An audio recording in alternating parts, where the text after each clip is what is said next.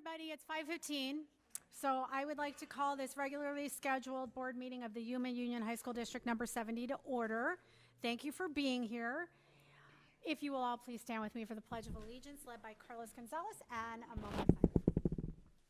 I pledge allegiance to the flag of the United States of America and to the republic for which it stands, one nation, under God, indivisible, with liberty and justice for all.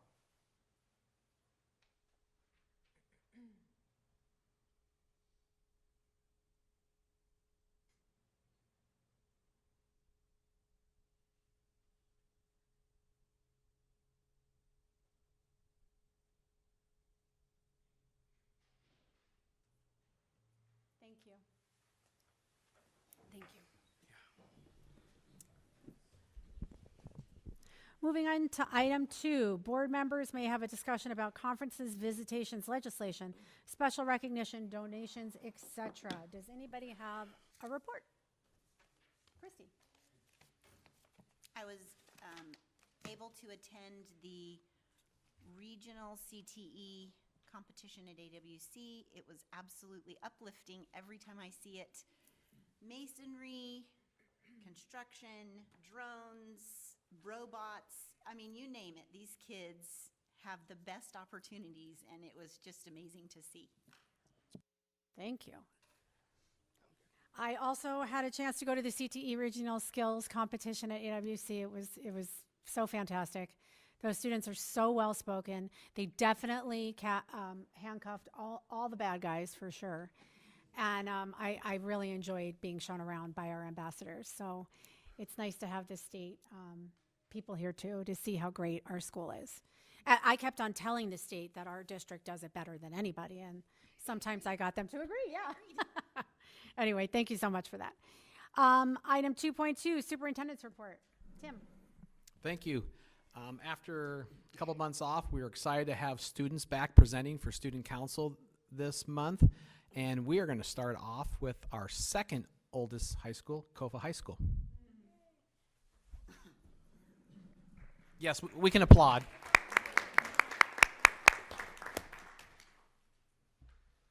Good evening, Governing President Kravitz, Governing Board members, Superintendent Brianza, Associate Superintendents, and the community. My name is Savannah Molinar, and I'm the COFA Student Body President. My name is Ayla Pope, and I'm the Sophomore Class President.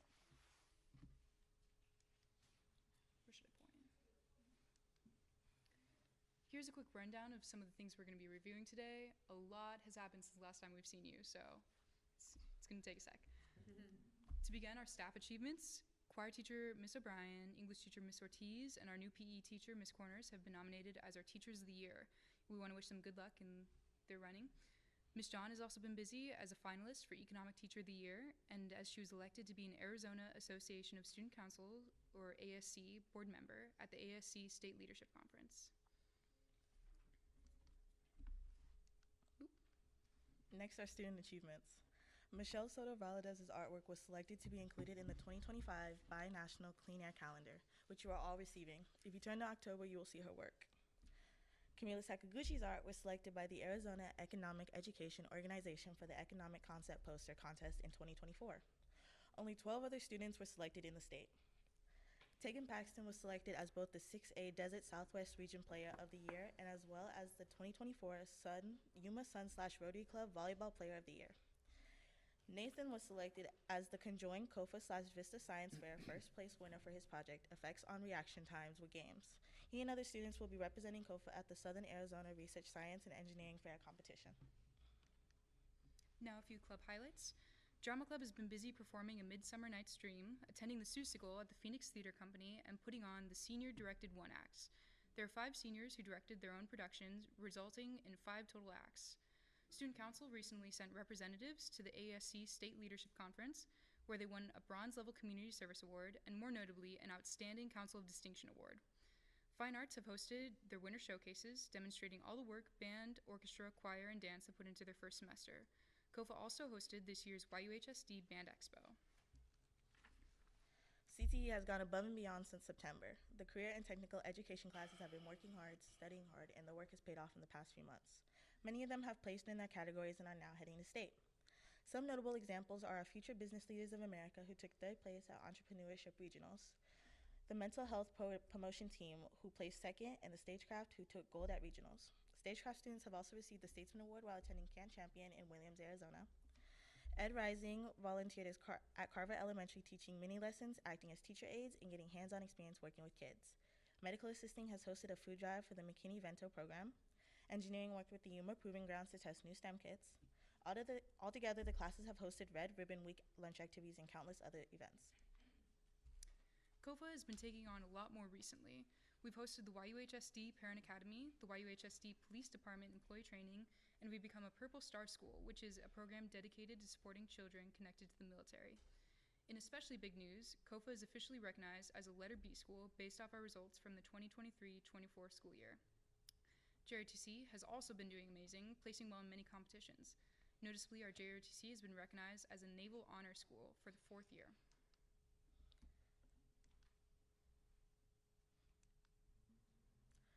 Our sports have been doing an amazing job representing COFA recently. Unified Basketball went undefeated in their past season and have been crowned district champions. Wrestling has been named the city champions after their win at COFA Invitational. Swimmers qualified for state. Golfer Jacqueline Smith was named the 2024 YUHSD district champion, and Charlize Anaya, pictured here, was the first COFA golfer to qualify for state in 15 years. Our color guard competed conjoined with all 5 other high schools for the first time to form the YUHSD Winter Guard. Cross country has finished top 20 in state, and finally soccer has advanced to state. Just to review 2 of our big events, COFA Student Council hosted the YUHSD Winter Formal this year. It was put on in the fairgrounds, and we collaborated with all the other student councils to reach their schools. We also hosted our homecoming, themed A Night in Paris, and our next dance will be prom, themed Masquerade. Now a preview at some upcoming events. Drama, choir, and band are working together to plan a production of the musical Newsies. Student Council is hosting a junior high conference where junior high student councils are invited to come learn about student council and leadership at a high school level. Student Council is also hosting Mr. COFA. Anyone willing to pay can see a senior boy compete to be the Mr. COFA. Finally, our Portrait of a Graduate. We chose to highlight our CTE program. As they host events like the CTE Family Nights, the CTE Trunk or Treats, and the CTE Expos, they demonstrate unity across a dozen different unique classes. They're all collaborating to create a legacy and to enhance the experiences of the next people to walk in their shoes. Thank you for your time today. If you'd like to get in contact with us or learn more about upcoming events, please contact us at kofa.stuco. And remember, Once a king, always a king.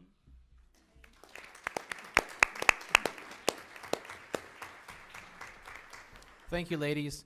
And just a reminder that this year, student councils are only presenting once each semester, so it's okay if it takes a little bit more because there's so many amazing things going on on each campus. So thank you, ladies. Up next is our oldest, our flagship school, Yuma High School.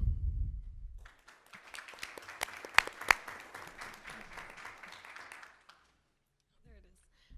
Hello, board. Hello, everyone.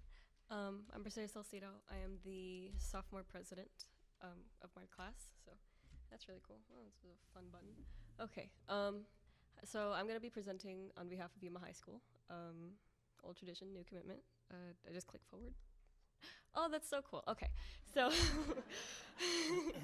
that's a cool transition. Okay, so our table of contents is all around the campus. Our Portrait of a Graduate, Student of the Month, our activities and our extracurriculars, and our faculty recognition. So we'll be making this a little brief. There's a few of our students around the campus.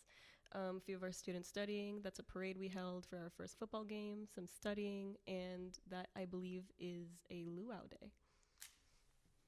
So all around campus updates. Our campus updates, we had a community open house recently, which was basically, we got to open up our campus to a lot of our community, like kind of in the name.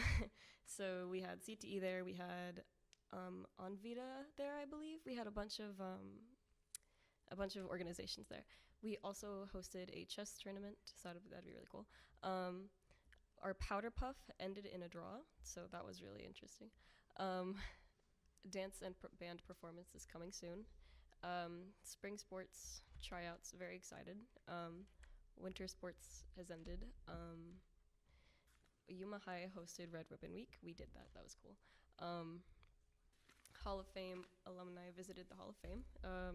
I'm not sure if you guys have visited it, but we have this this little area that we like honor alumni of our school with like pictures and like little autobiographies about them and what they've done for our school. So they came to visit that. We placed third in Special Olympics for unified basketball tournaments, so that was awesome. Activities and extracurriculars. So Student Council hosted an outdoor pep rally, which was one of our first, very interesting. Homecoming Festival, we did that too. I believe it was jungle themed. Our lunch activities are in the triangle, which is basically a fancy word for the cafeteria. Our student council attended the state conference in January, the AASC, very fun, we saw KOFA. Students council, I'm sorry, I can't read. Student council attended YCGT and was awarded the loudest council, because we are. Our senior nights, those are the ones that have already passed. We had football, volleyball, cheer, wrestling, band, girls and boys soccer, girls and boys basketball, which will be upcoming. I don't know if it's happening right this second, so what a shame. CTE achievements. We have a few of our pictures here, I believe from FCLA. Oh my gosh, I'm so sorry. The CTE ambassadors went to a conference in Washington, D.C. in September. They were taught how to be an ambassador. Like they were taught all the ins and outs of CTE and what it means to be a leader. FFA placed first in career development event competition, third in job review, and third in horse evaluation, and they're going to state, so good job, round of applause for that. HOSA, clubs, sports, and electives hosted the Yuma High School Community Open House, so they were also a part of the Community Open House. Sports medicine visited AWC and were exposed to the profession of athletic training and AWC's new anatomage table. So I was actually there. So the anatomage table was basically this table, but it was a screen, and you could study anatomy on it, and it was very interactive. Nursing students passed their CNA exams in December, most of them, so good job. CTE students attended the Yuma County Public Works CT Career Day in January. That was, woo. Some more achievements. I think these guys are just scholars. CTE leaders attended a 5-day training at Disneyland, how lucky, with other CTE leaders in our district to enhance their knowledge and understanding of teamwork, integrity, accountability, and many communication styles. They also led a session about professionalism to high schoolers at the Skills USA Region 1 conference at AWC to explain the ins and outs of positive and negative professionalism. Professionalism is very important to know about. Assisted with the middle school AWC leadership conference and explained the opportunities and benefits of our CTE programs, visited numerous middle schools, and led campus tours. FBLA, another organization, State Officer Miguel Cancio placed second in business management and third in impromptu speaking at regionals last month. That was cool. Oh, there's a few of our other students made by yours truly. Yeah. So for our outstanding students, our portrait of graduates, we highlight the success in our students, the good that they've done. Up there it says like their empathy, their collaboration, their self-awareness, their resilience, communication, and critical thinking. Those are like the definition of our portrait of a graduate student. So for February, we recognized 3 people. Kaylee Ellis for goal setting and perseverance, Ellie Placencia for preparedness and attendance, and Rafael Sanchez Escalante for peer cooperation and positive influence. Oh, great news. We're a B-rated school. Yay! So due to an error we found in our graduation rate, that is currently the highest in the district, no need to brag, was found and corrected, and we've been promoted to a B. Yay, we're B. We're actually having a spirit week for that, so if you want to get dressed up for that. Oh, is that it? Oh, no, we got one more. So our Teacher of the Year nominees for 2025, our campus recognizes Selena Shelton. She teaches history. Marcelina Lozano, Spanish, I believe, she's Teacher of the Year nominee, and Jeff Conway, who teaches JROTC, and he's a first-year teacher. Oh, okay, yeah. Thank you for your time.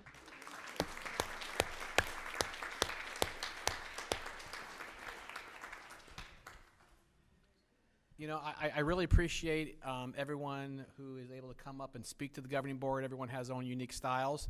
And I just really appreciate that because we have amazing students and everyone has their own flair. I want to say that's one of the best presentations I've heard, so thank you very much. But I also want to point out the COFA presentation was one of the best laid out slides I've ever seen as well, and I did tell her that when she came by. So kudos to our kids. So let's give them a round of applause.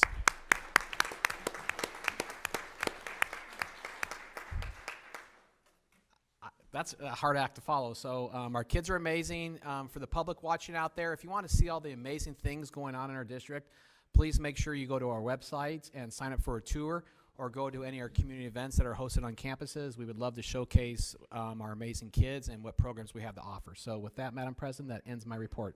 Thank you. Thank you. Okay, we get to go from fun to numbers. So, I'm sorry. I know some people get really excited about numbers. Sorry, guys. We're moving on to item 3.1, the budget update. Yes, please feel free to escape. Yes, please. Thank you, everybody, for coming. Ms. Aguera, take it away after that. I know it's so hard to follow them, huh? It is every time. Mm-hmm. As Mr. Brianza pointed out, that's hard to follow. Mm-hmm. But here I am again, Brenda Guerra. This is your monthly update on where we are as a district in our maintenance and operation budget and our capital budget. So not as exciting at the students, but still important. So you should have that in front of you. Our first, like always, is our M&O, our salaries, our fixed expenditures, and our school budgets. So you'll see in those categories we're about 53% spent. If you continue on to the second page is the continuance of our maintenance and operation budget, and that's broken down by all the different departments. And then at the bottom is our total. So our budget for the 24-25 fiscal year is $109,027,008. Of that, we have spent currently about 46%, which is about $50,637,632. Our next one is our capital budget. That is also, you can see that broken down by our school budgets and our department budgets. For our capital for the district, our budget is $14,497,182. And of that, we have spent about 44% so far, $6,329,511. Our very last page is our monthly student activities fund report. And there you could see the ending cash balance for the total of the district is $792,268.92. For the current school year, you'll see the balance there is $77,647.24. So they're spending which is what we want to see. Any questions? Does anybody have a question? My only question is on that last part. Are the clubs able to carry that money over to next year? Yes. Okay. That's why you see the ending cash balance up Okay. there, and then we just do it for the fiscal year so you know where they're at currently. Perfect. Thank you. Okay, thank you. Okay, moving on to item 3.2, the CARE program. Yes, I will speak to that. So the CARE program is the credentialing and retaining educators program is what it stands for. We started working with, in fact, I should give credit to our instructional coaches. They were the staff members that started putting this program together, which is intended to provide certification opportunities to some of our staff members that might not be highly qualified or certified when they become educators in our district. Right now we have, I believe, 38, close to 40 people that are teachers that are part of this program. And this year, Mr. Semler, our Executive Director of Teaching and Learning, played a big part in basically bringing all the pieces of this together. And so he's going to present to us a little bit more about the CARE program so that you guys understand what it is. Thank you. Good evening, President Kravitz, Superintendent Brienza, board members and associate superintendents. For everybody else, my name is Corey Semler. I'm the Executive Director of Teaching and Learning. I'm really relieved to follow the numbers and not the students. Just kidding. Numbers are important. I'm a numbers Poor guy. Brenda. I'm a numbers guy. So a little bit about the CARE program. So the CARE program is an in-house educator prep program. And so this program was approved by ADE, which means the credentialing that you earn through this program is the same as it would be from a university or a college. And so what's nice is a lot of our teachers, we have bachelor's degrees, but maybe no teaching experience or an actual degree in education. And so rather than send them elsewhere to go get their educator preparatory or preparation, we decided to do that in-house. So that way they learn the YUHSD way of business. Not only how we want to instruct our students, but they also learn our students, right? Because if you were to go pursue this in a program maybe at Arizona State or the University of Arizona, something like that, you're going to be required to get practicum hours. You're going to have to go do student teaching. Well, ours is a classroom-based program, which means while you're teaching with us, all of that counts towards the credential requirements that you would need. In our program, we really focus, just like we do in other areas of our district, it's the grow our own model. And so that was really the inspiration behind this, because nationwide, it's no secret that there's a teaching shortage. But rather than be dependent on external hires and things like that, we figured, hey, we have good people in our community. If we can grab them, bring them in here, and show them the YUHSD way of doing things, that's a plus, because local people tend to stick around, and that provides stability not only for our campuses, but for our students as well. So again, since this is in-house, it's hands-on, and it's the YUHSD way. So our teachers are interacting with our instructional framework now, and I know that's something that's coming up on the horizon. The retention and long-term impact of this program is something we're really trying to put forth and highlight. And again, kind of like what Mr. Bosch said, right now we are approaching 40 participants in this. We're really excited because come the summer of 2025, we should have our first cohort of graduates from the CARE program. And you notice up there's some college coursework. The tricky part of this is you still need to get education courses, right? Because we still want people to be highly qualified, appropriately certified, which means we're not just going to solely rely on your day-to-day experience. You are going to get the actual educational background. And so we have a great partnership with Arizona Western College, where they offer these EDU courses you see up there that provide that foundational education content knowledge. And we allow our candidates or participants to put that into practice with our students. So at the conclusion of our program, our teachers are still required to pass the state certification test, so a content knowledge exam and a professional knowledge exam. So these are bona fide, real teachers once they complete our program. So I'm open to any questions you may have about the CARE program.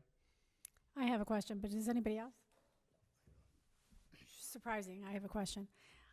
My question is, how long is this course? Yeah, so it's scheduled to take 2 years. 2 years to complete. And something I really want to highlight, now we're going to be much better at sticking to that timeline, because some of the work that one of our instructional coaches, Ms. Kaisa Tabor, and then my director of educational tech and learning management systems, Ms. Bibi Frazine, really revamped our Canvas course, where it's completely asynchronous now. So the prior model relied heavily on, we have these things called AVID modules that had to be delivered in person on a Saturday by our people or by AVID people, which may only happen once or twice a year. So if that date didn't work for you, that could set you back a whole year. We realized that was a problem. We identified that, and we solved that by creating asynchronous modules that are completely interactive, still meet the level of rigor of those modules, but now teachers can do them at their own pace from their own home if they want to. So, Thank you. yep. I actually have something to add there. Very thorough job, Corey. But when it comes to numbers, one thing that's important to families out there is having benefits. So if you're in the CARE program, you don't have a lapse of benefits because of the certification that you're holding through the state. So from 1 year to the next, you have alternative certification is what it's called. So our teachers don't have a lapse in benefits. And that really helps out with families over the summer if emergencies happen. But at the same time, we're very proud of our 84% retention rate over the last 2 years. And we feel that, you know, as we have more cohorts going through, that hopefully we can increase that as well. So being able to qualify for classroom site fund monies and also having no lapse of benefits is a really big benefit to being in the CARE program. Awesome. Thank you so much. Thank you. Appreciate the presentation. Moving on to item 3.3, Cognia accreditation. We all got the background in our board book, but Derek, is there anything else you would like to add? Yeah, I'm sure there is. I'll elaborate on a couple things. I did give you guys a handout. I'm not going to go through the entire thing, just as some speaking points to it. We have brought the Cognia accreditation to you guys prior. So essentially, just kind of quick backstory, we started this process over a year ago by forming committees to look at how we're doing as a district. In November, I believe, December, we received the final report saying that everything is good, and then January we were officially approved, stating that we are trusted as an educational institution to continue to educate our students. Part of the report is really some insights which were shared with you in the report if you looked at it. Insights are covering all the things that the review committee heard in whether it be a presentation or some individual meetings that were held, which I know that some of you were a part of. And then what I'd like to point out to you on your handout at the very bottom, it says summary of findings, which there are 4 areas of growth. I should point out, if you saw the IEQ score in the document, we scored a 282 out of 300, which was very high. Regardless, there's always going to be room for growth, reflection, and as I pointed out on the document, it's a continuous improvement process. These summary of findings with the areas of growth state develop and implement a formal structure for fostering student relationships. That was one area that they pointed out for us. The second one, increase focus on learner-centered practices around collaboration, critical thinking, risk-taking, goal setting, and individualization for learner engagement. Number 3, develop and implement a documented process to evaluate programs, professional learning, and organizational conditions. And then the last one is to design and incorporate a district-wide balance system around formative and summative assessments for learner progress.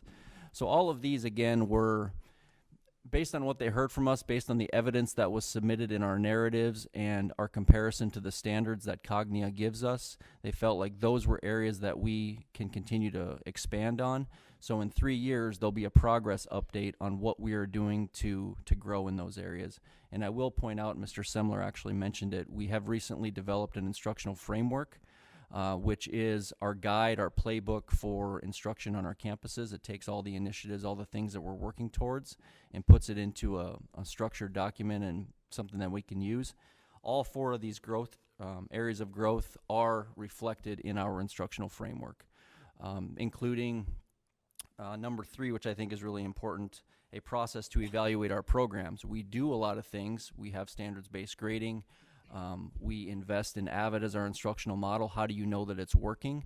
So those are things that our framework will help us with climate and culture surveys, things of that nature. So I just wanted to share with you guys tonight that we passed, and that's a little bit of background.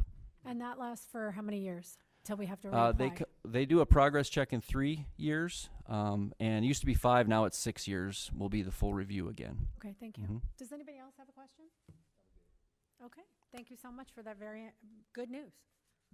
Like it. All right, moving on to item 4, call to the public. Any person wishing to speak may present the information at this time only. All presentations are limited to a maximum of 3 minutes and a maximum of 15 minutes on each subject. Before you begin to speak, identify yourself by clearly stating for the record your name. Comments by members of the governing board in response to any public comment will be limited to asking staff to review the matter or requesting rescheduling of the matter for further consideration at a later date. And I do have some forms here. So I am going to start with Ms. Gladys Brown.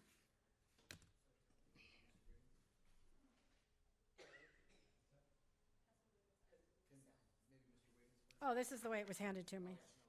Cassell Wiggins, sorry. I'll take responsibility for mixing up the forms.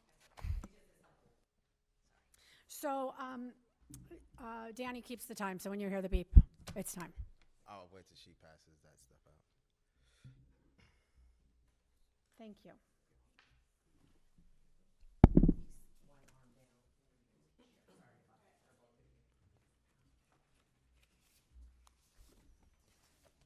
evening. My name is Cassell Wiggins. I'm a father of 4.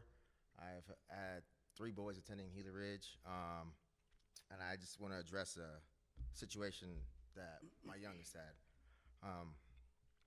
Good evening, President Kravitz and the governing board members. Thank you for your time and commitment to our high school students. Your leadership ensures the implementation of policies that uphold the district's mission and the best interests of students. We respectfully request the district formally review the long-term suspension of our son's educational record.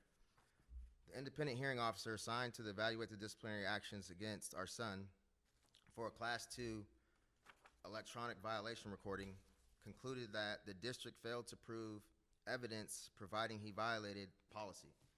Despite these findings, our son was subjected to an extended suspension, not due to guilt, but because of procedural delays in scheduling the hearing and the number of days which had already passed.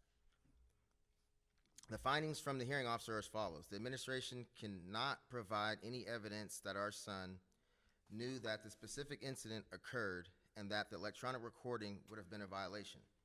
There's no doubt that he took a video, in my opinion, but there is no proof that his video he captured showed anything of the incident. The hearing officer further stated that our son was already serving a long-term suspension solely due to the length of time the process the case took and not proven to be a violation. The burden of proof relies with the district. It is clear that our son should have not been suspended at all. However, due to procedural mishaps and the automatically placed on the LTS, which had a devastating consequence on him. His GPA dropped from a 3.83 to a 2.83. He became withdrawn, stopped eating, required counseling. This unjust disciplinary action removed him from the classroom for an extended period of time during his disrupting his education and well-being. We urge the district to, 1, immediately remove the LTS from our son's educational record to prevent further harm to his academic future. Provide academic resources or support to help our son recover from this setback.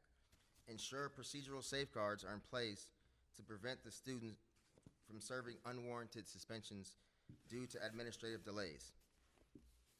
We have attached the hearing officer's findings, our son's transcripts before and after the suspension, and his current academic standing. Despite attempts to resolve this with the school, we have not received assistance, but remain hopeful that the district will take corrective action. We trust in the district's commitment, fairness, and due process. Look forward to a resolution. Thank you. Thank you. Gladys Brown.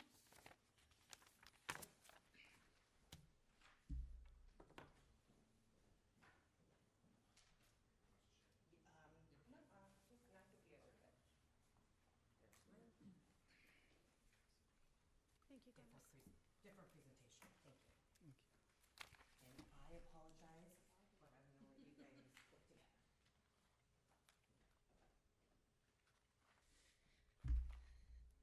My name is Gladys Brown. I'm the airport director, and I'm also one of the parents of our previous presenter, Mr. Wiggins. Thank you, President Kravitz and governing board members. As a leader in the community and a committed member of the community, I want to extend my sincere appreciation for your voluntary service in shaping the governance of our education system. Your efforts ensure that our high school operates under clear standards designed to help every student achieve success. Recent events affecting my family as well as others have provided me an in-depth understanding of the Yuma High School District's mission, values, and expectations, the portrait of a graduate, and the student and family handbook. While I have 2 children who graduated from the district, one who was honored as a 2021 Student Athlete of the Year and another one serving as the 2023 Student Body President at Gila Ridge High School, as well as is on the front cover of the handbook, I was surprised by how much I have yet to learn about being actively engaged in their education. Through this experience, I have recognized a critical gap. While the handbook clearly outlines expectations, rights, and responsibilities, there's a lack of proactive communication and structured implementation to ensure that families and students fully understand these guidelines before challenges arise. An electronic document alone does not suffice to create a culture where every student and situation is handled with fairness, compassion, and consistency. To strengthen awareness and prevent unnecessary disruptions to students' education, I urge you to consider implementing regular education sessions, a brief 3 to 5 minute presentation, or dedicated professional development time for school staff to reinforce key handbook policies and their application. 2, to student and family engagement, quarterly or seasonal overviews at the start of sports seasons, club activities, or academic terms to help students and families understand expectations in a proactive manner. And 3, enhance accessibility of resources, ensuring the families are aware of and can easily access the necessary guidance when facing disciplinary matters or other concerns. Mistakes will happen. It's a natural part of growth. However, a lack of awareness should never be the reason a student is removed from school or faces disciplinary actions that could have prevented with better communication. By reinforcing these policies through structured outreach, we can foster a more informed, engaged, and supportive school environment. I look forward to attending future meetings alongside other professionals who are eager to contribute to making our school system one of excellence, rather than a system that requires constant justification. Thank you for your time, dedication, and commitment to the students and families of the Yuma Union High School District. And provided in front of you is just an example of what I believe can begin to work a model to help our school professionals as well as students. Thank you. Thank you. I only have one more. It's David Ibarra. Does anybody else have one to turn in, by the way?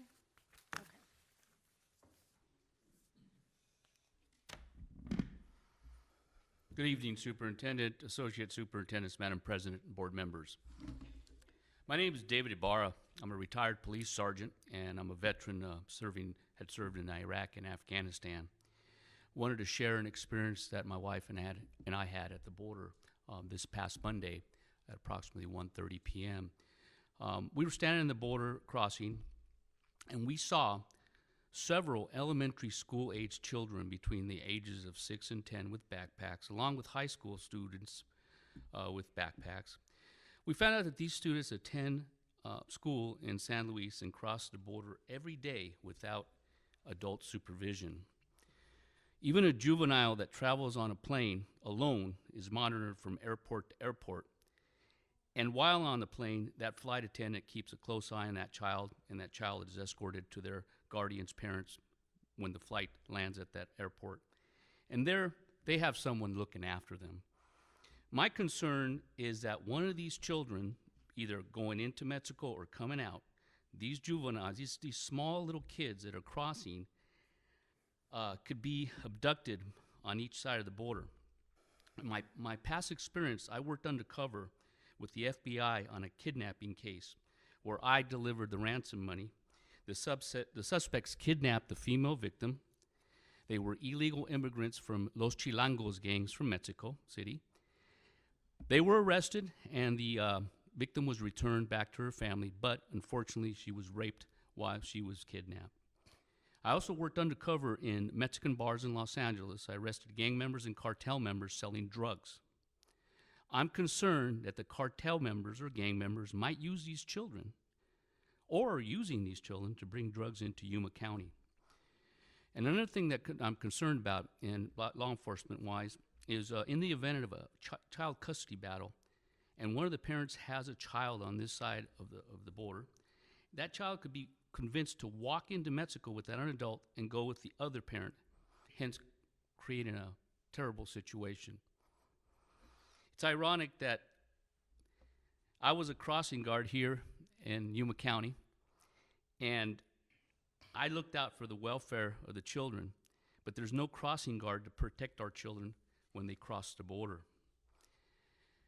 We also know that there are students that attend the schools here in Yuma County. They use an address because each district, each area, each school has a jurisdiction, and you have to provide an address. Students that cross into Mexico are living in Mexico, and they most likely are using someone else's address in Yuma County. There should be consequences for this because this is fraud. Taxpayers deserve an explanation. So again, I just want to make sure that something is looked into. I know that in talking with the Border Customs, it's normal for them to cross over, but we know that once you cross into San Luis in downtown, at any time those kids, they're either walking to the schools or going in a taxi, and a lot can happen when you have an unsupervised child. So I just wanted to bring that to your attention, and I thank you very much for letting me speak about this. Thank you very much. Thank you. Okay, seeing as there's no more call to the public, we're going to move on to item 5.1, consent item. Adoption of items of routine nature and those that normally do not require deliberations on the part of the governing board. A board member may pull items which will be discussed and voted on separately. We do need to pull line 31 in routine personnel. I'm hoping for a motion, please.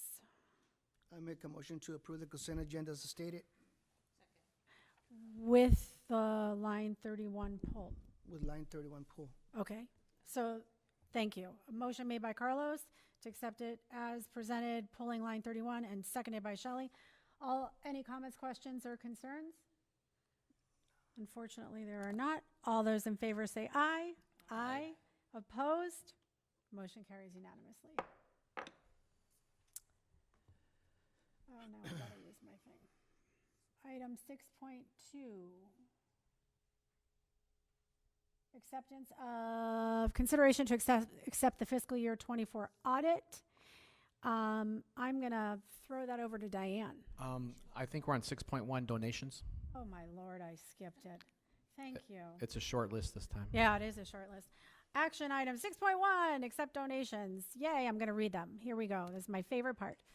Cibola High School, Amy and Matthew Wills donated mini bags of popcorn to the Cibola High School class of 2028 to be sold to raise funds. The estimated value of their donation is $200.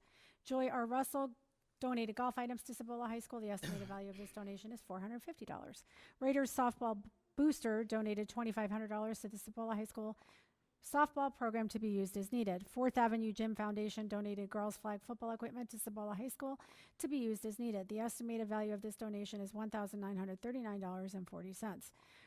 Tehila Ridge High School Regional Center of Border Health donated 45 HOSA nursing t-shirts to the Gila Ridge High School HOSA nursing program to be given to the students to keep and wear for field trips and other service events. The estimated cost of this donation is $1,311.85. Cheers Hawks Booster Club donated $1,500 to the Gila Ridge High School Spirit Line program to be used as needed.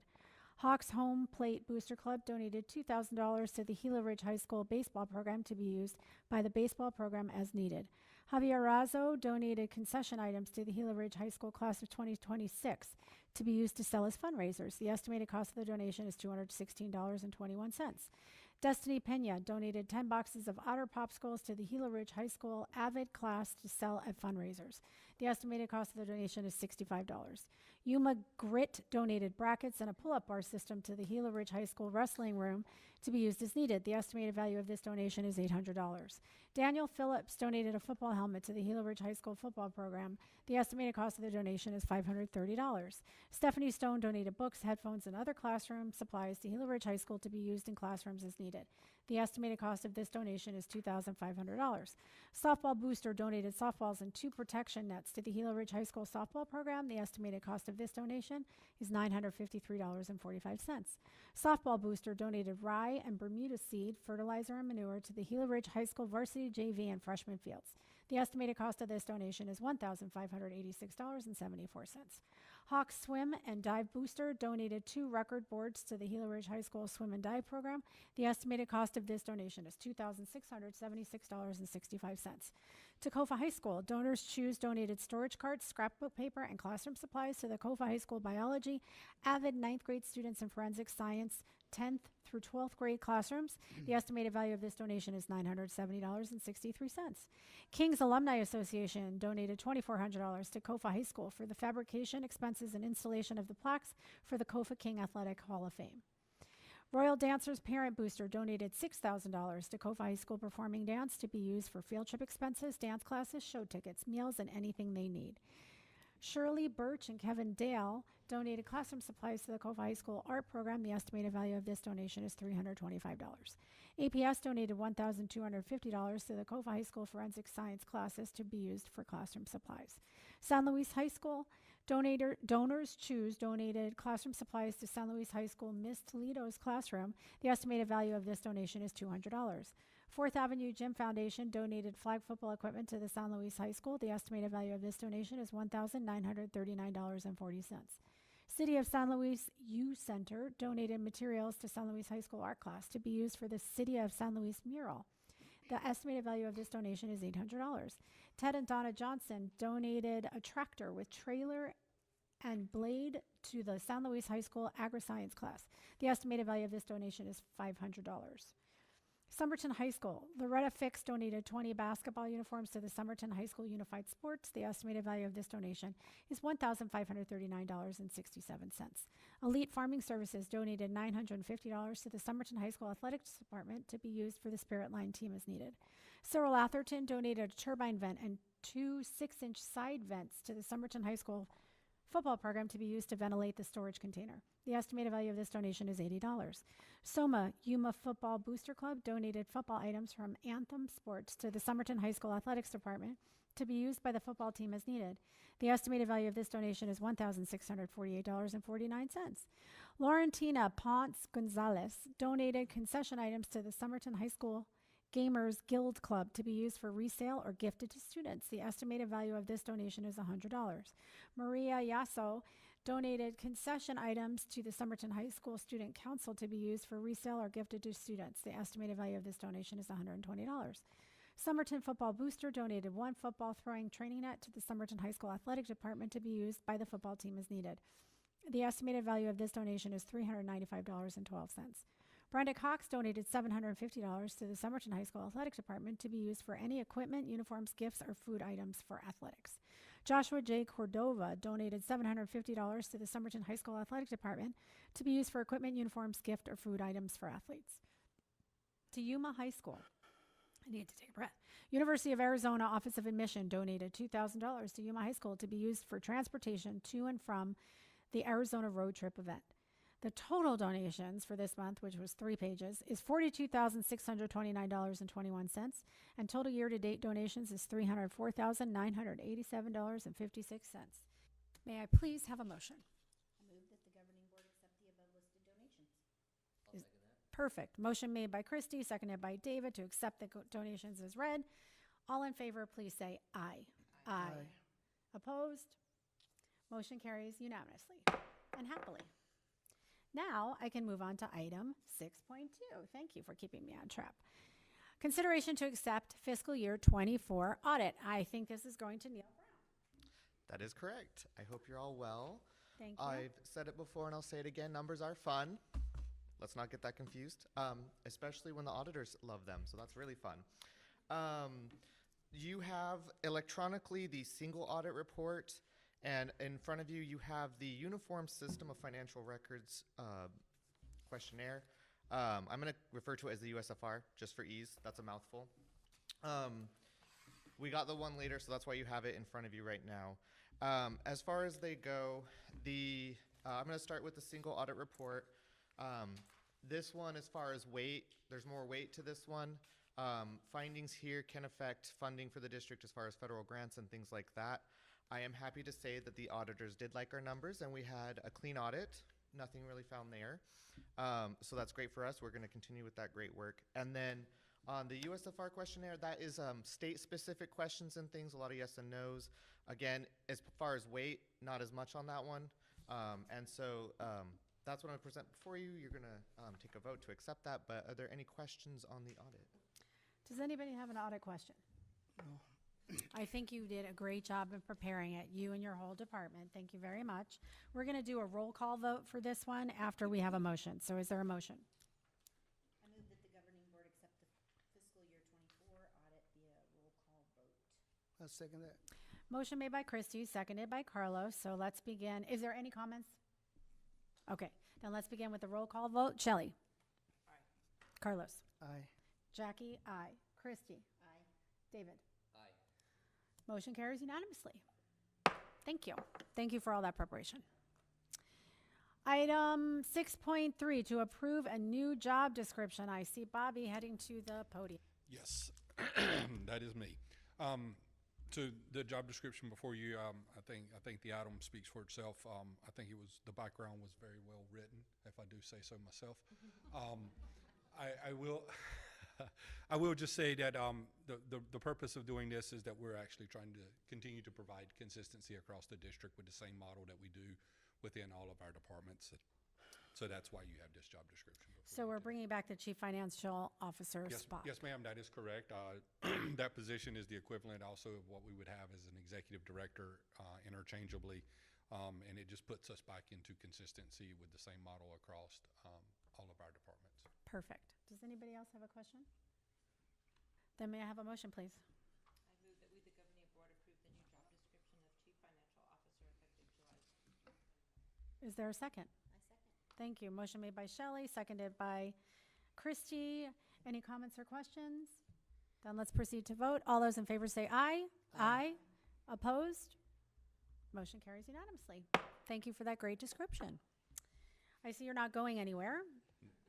Not for this one or the next one. Yep. So we are going to talk about consideration to approve the revised 24-25 employee compensation packet. We had the background information in our packets. Is there anything else that you would like to share? No, ma'am, just what you have there in front of you. Okay. Does anybody have a question? No. My only question was, how was this pay generated and dispersed? Which one is this, for the classroom site fund and the teacher Yes, for maintenance? the classroom site fund. Thank you. The classroom site fund, that's the 301 money. And we just wanted to make sure it had been, I don't know how long, Diane can probably speak to the history of how long it's been at 20,000, 0 to 20,000. We just wanted to make sure that we upped it to 30 to be able to cover us in case, for whatever reason, as we start getting closer to our 301 money actually reaching that mark, that our compensation packet truly reflects that we're. Right. I understand the need for raising the dollars, but where do we get the dollars from? Oh, then that'll be a Diane question. So our Prop 301 funds actually come from land trust funds. These numbers have increased. I think we started out, it was just a few $1,000s. We're now up to 2 payments a year, $9,000 last year each payment, so $18,000. It's significant, so we hope that continues to grow, and it looks like maybe there's a chance that might happen, and if that's the case, we want to be able to legally pay that out. We are a little different than some of the other districts. There's different things we can use these funds for. Our district made a commitment early on when this started that this needed to go into the hands of teachers and everyone that's qualified for that. And so with the exception of our dropout prevention folks, they are 100% paid out of these funds. Other than that, everything goes straight to the teachers.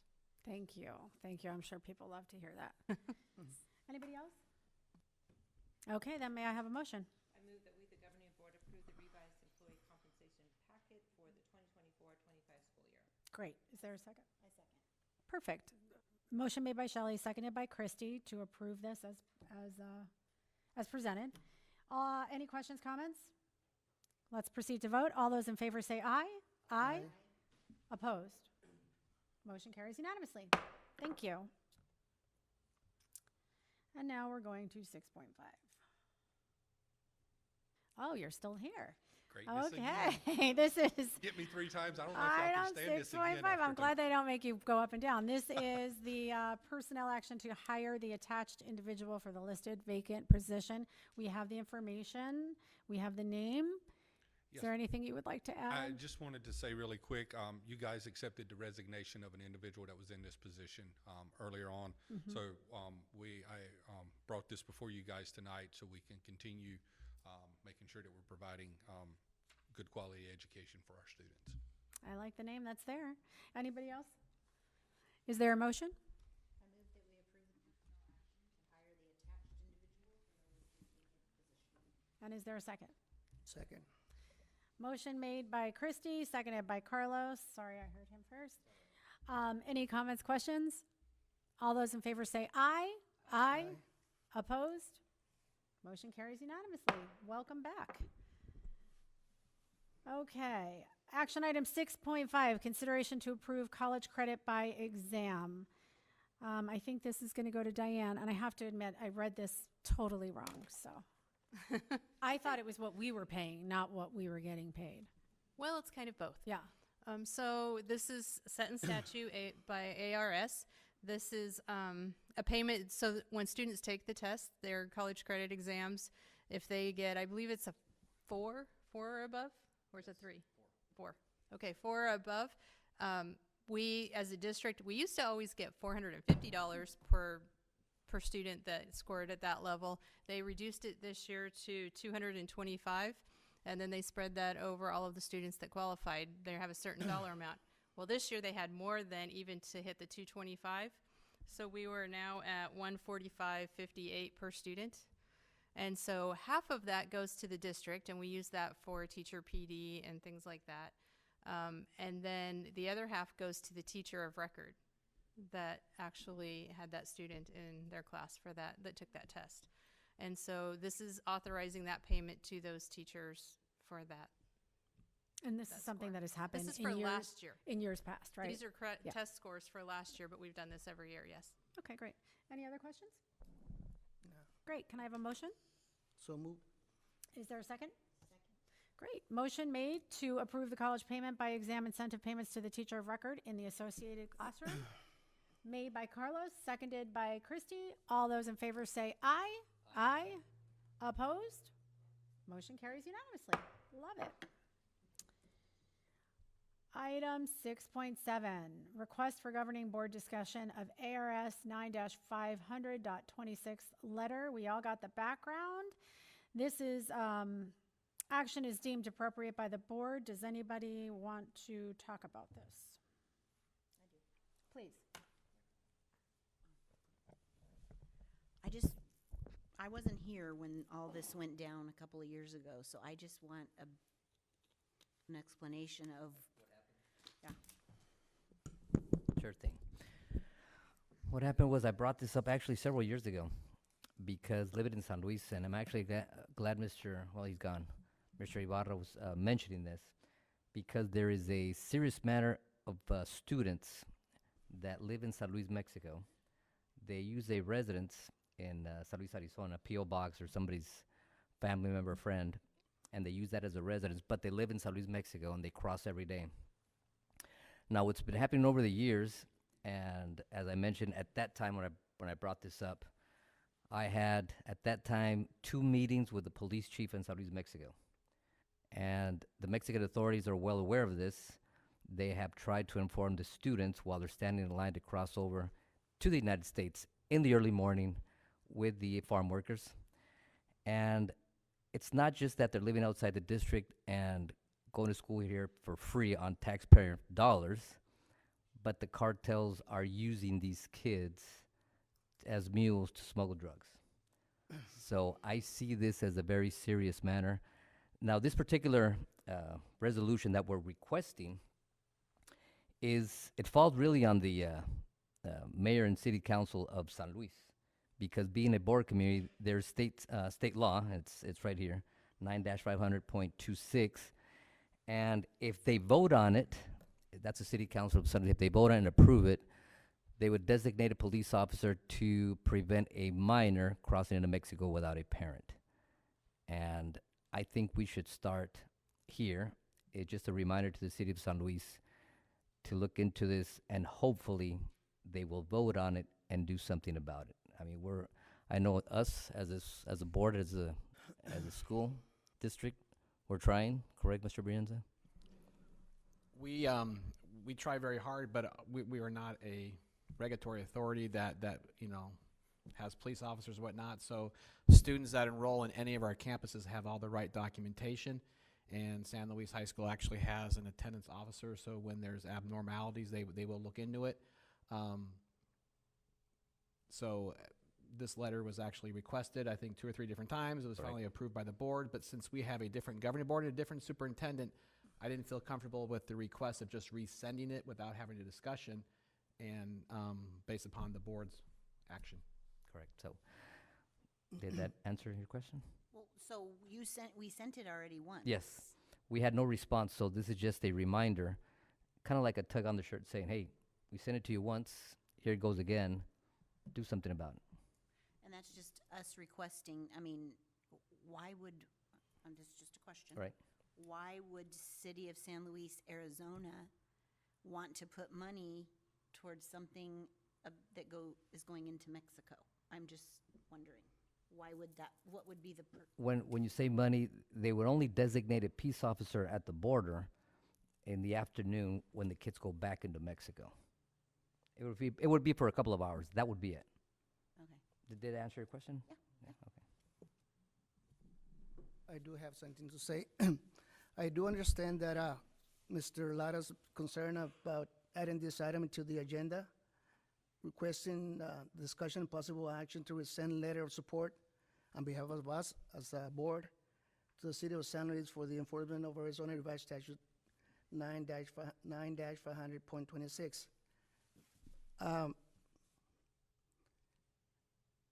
The reason I want to bring this up is this letter was sent 2022.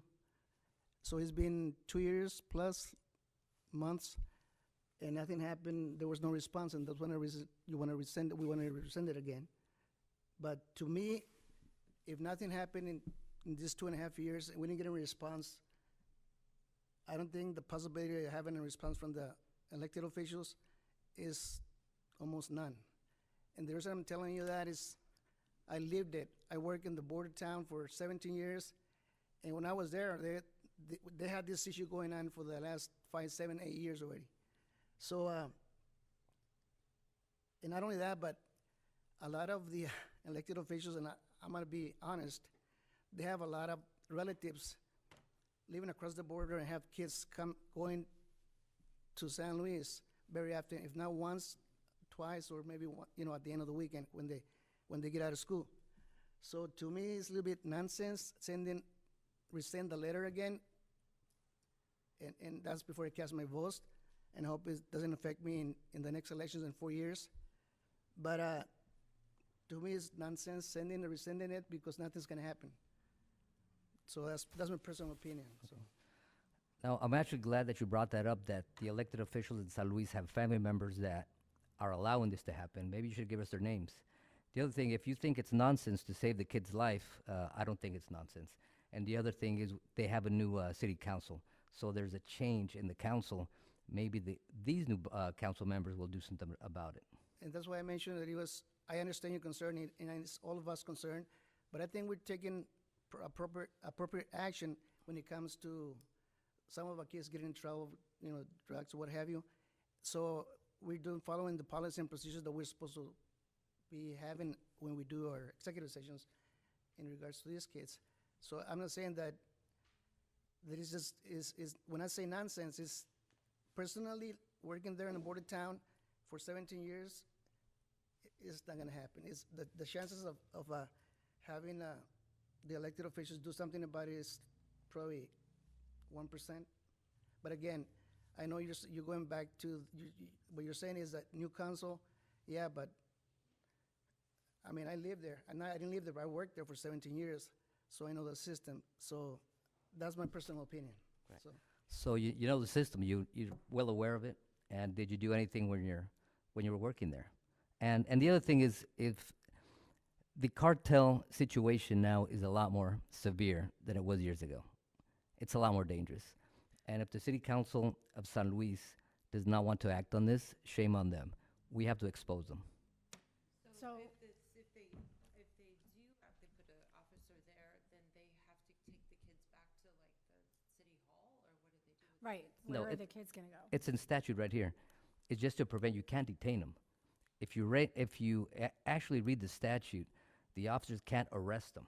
Right, but then, I mean, this is a question It's that we it's a brought up it's three it's before, a David, it's but a it's a deterrent. Yeah, but we said, now we have the kids that are stuck, they're not prevented to go into Mexico, they're in San Luis. Where do they go? How do we protect them? The kids can actually cross into Mexico. I don't understand. So, did you read the statute? Well, I read what you, I read it. So it's in the statute. Yeah, and in reality, the police officer cannot detain them physically. So what's the point of the letter then? Well, the point of the letter is the law. Is what? It's the law. It's just a deterrent. It's a way to bring attention to the problem. My recommendation is us as a board get together with elected officials and discuss about it. And maybe we have a better solution than trying to just resend the letter again and. We did that, didn't we, Mr. Brienza? So we tried to do that. Right. That information was sent to you in a Friday report of the status of a request to have a meeting. Yeah, we tried to do that. So since this is action as deemed by the board, what action says the board? Should we make a motion? Should we not make a motion? Can we make a motion now? You can do whatever you I want. say we should table it until we can see if we can have a meeting with the elected officials and discuss about the resolution that you will bring in. Mr. Gonzalez, you would have to make a motion, so you're- not. We'll make a motion to table this item to request a meeting with the elected officials in San Luis to meet whenever it's possible. So you request to table this item until we meet Till with we the. meet with the Okay, so the elected motion officials. is on the floor to table this item's being sent, I guess. Resent, thank you, until there's a face-to-face meeting with San Luis elected officials. That's the motion. Thank you. Thank you. Is there a second? Okay, that motion does not pass because there's no second. Is there another motion? I make the motion that we send this letter to the City of San Luis Council. Okay, so the motion now is made to send this letter to the city council of San Luis. I think resend is the appropriate. Resend. Correct, resend, I'm sorry. Resend okay, so the motion is to resend the letter to the city of San Luis elected officials. Yes? Correct. Okay, is there a second to that motion? Okay, that motion also does not pass as there's no second. Is there any action that we feel needs to occur on this?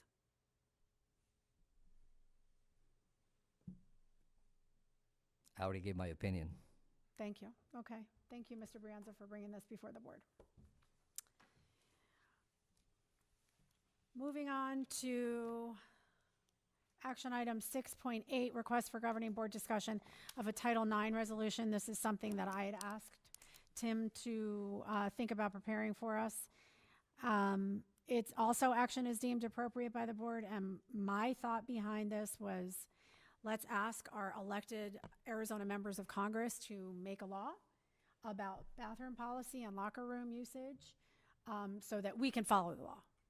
That was my thought. Does anybody else have a question or a thought or discussion?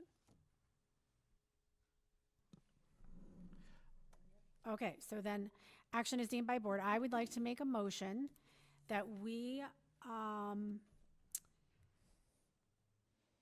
have a resolution created and sent on behalf of our governing board to the Arizona members of Congress asking for the creation of a law that is uniform across the country in regards to Title IX bathroom and locker room use based on gender.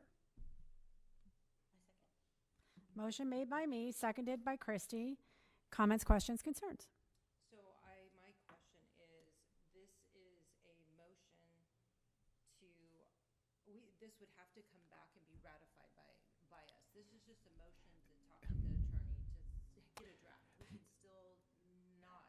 This is authorizing me to create work it. on, and quite honestly, I would work with legal counsel to draft a resolution or a letter, and it would come back at a future board meeting to then approve, to have discussion, to then either present it, and you guys would then take action if you would like it sent out or not based upon that. Thank you for the question. Anybody else? Okay, then let's proceed to vote. All those in favor, please say aye. Aye. Opposed? Motion carries unanimously. Thank you. Action item 6.9 to approve the development agreement between YUHSD, Somerton School District, Von Verde Partners, and City of San Luis. Is there a motion? We have the background in the book. I move that we, the governing board, approve the development agreement between Yuma High School District, Somerton School District, Von Verde Partners, LLC, and the City of San Luis with an effective data set as of January, a date I second the motion. Perfect. Date set as of January 8th. Yep. Motion made by Shelley, seconded by Carlos. Any questions? Let's take a vote. All those in favor say aye. Aye. Aye. Opposed? Motion carries unanimously. Thank you, thank you. And now, future agenda items. Are there any future agenda items from anybody? No. Great.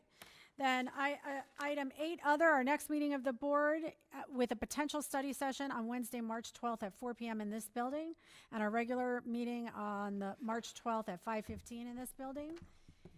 So we hope to see you again then. Is there a motion to adjourn? So move. Is there a second? Motion made by Carlos, seconded by Christie. All those in favor say aye. Aye. Aye. Opposed? Motion carries. Have a great month, everybody.